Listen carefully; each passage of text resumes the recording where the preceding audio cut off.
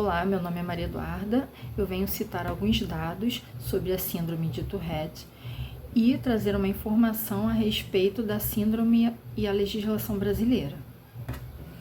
Até pouco tempo, essa patologia era considerada uma condição rara e atingia baixos índices na população mundial. Esse fato provavelmente se deve aos casos subdiagnosticados, já que esse transtorno, na maioria das vezes, é de intensidade leve e muitos pacientes não procuravam atendimento. Entretanto, tem-se observado atualmente, através de estudos de prevalência, o aumento da incidência nos últimos anos. Os estudos atuais demonstram que a taxa de prevalência ela pode variar de 1 a 2,9% em alguns grupos. Dados estatísticos internacionais mostram que esta síndrome é encontrada em vários países, independentemente de classe social ou de etnia, acometendo cerca de 3 a 4 vezes mais o sexo masculino do que o sexo feminino. Estudos mostram que a prevalência da síndrome é 10 vezes maior em crianças e adolescentes, sendo que quando tiques são considerados isoladamente, a frequência aproximada varia de 1 a 13% nos meninos e 1 a 11% nas meninas. A razão desse aumento provavelmente se deve à melhoria no acesso à informação por parte dos profissionais da saúde, ajudando na diagnosticação.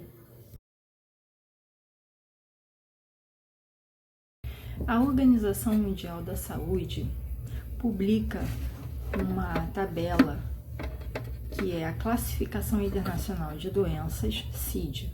Essa tabela ela é utilizada por profissionais da saúde de todo o mundo. E o objetivo principal é a padronização das doenças e de outros problemas de saúde. A síndrome de Tourette está presente nessa classificação internacional de doenças, no grupo perturbações emocionais e de comportamento, com início habitualmente na infância e adolescência. O seu código nessa classificação é o F95.2, tiques vocais e motores múltiplos combinados. Embora presente na classificação internacional de doenças, a síndrome de Tourette ainda não está presente no Estatuto da Pessoa com Deficiência, Lei 13.146 de 2015. Esse estatuto ele é destinado a assegurar e a promover, em condições de igualdade, o exercício dos direitos e liberdades fundamentais por pessoa com deficiência, visando a sua inclusão social e cidadania. Não estando presente nesse estatuto, as pessoas acometidas por essa síndrome, elas acabam não tendo acesso a direitos básicos, como, por exemplo, o acesso a medicamentos que podem ajudar no tratamento e que são oferecidos pelo SUS.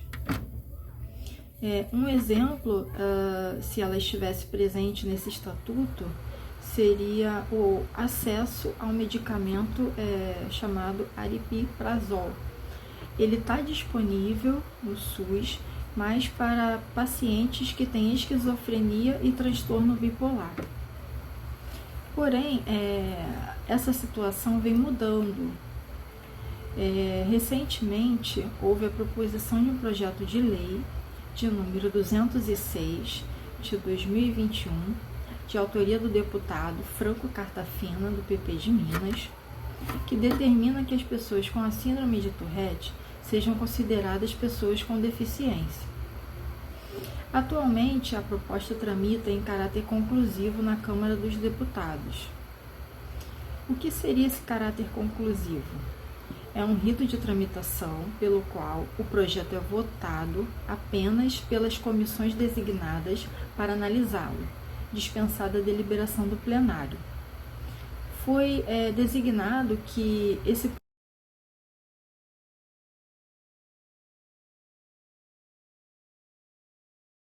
Meu nome é Mariana Rezende Azevedo, eu sou aluna do segundo período do ISES.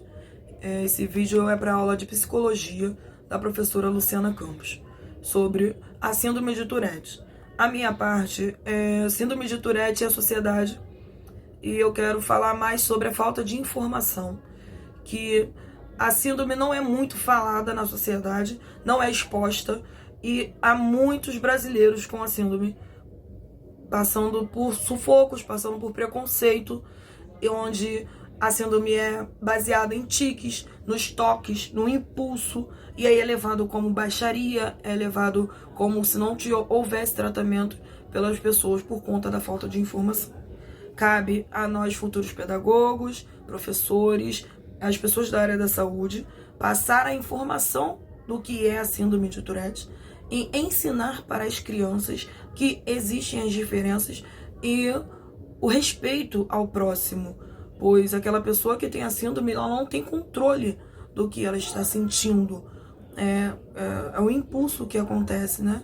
E eu tenho um depoimento, vai ter um link, que tem um depoimento de uma menina brasileira, que ela é hoje formanda de psicologia, e ela sofreu muito preconceito desde os 15 anos dela, ansiedade, depressão, e chegou a apanhar na rua por conta da síndrome de Tourette e por causa da ignorância das pessoas.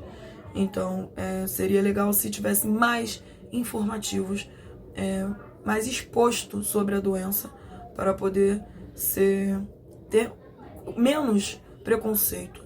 Tem uma outra história que foi eu que vivi.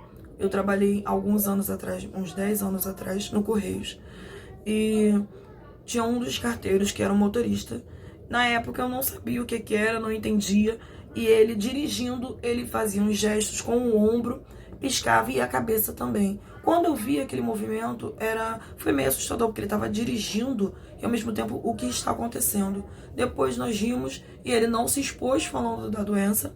E hoje, vendo o que é a síndrome, eu reconheço a síndrome por conta, era um tique, né, que ele tinha. E depois ele agia normal, ele nem sentia que tinha. Mas eu tive aquele preconceito, aquele preconceito de julgar ao invés de perguntar. E ele também não teve a coragem de falar sobre a doença, pois não é comum. Então seria legal se isso se tornasse mais comum, para que todos se respeitassem e pudesse haver menos preconceito. Obrigada.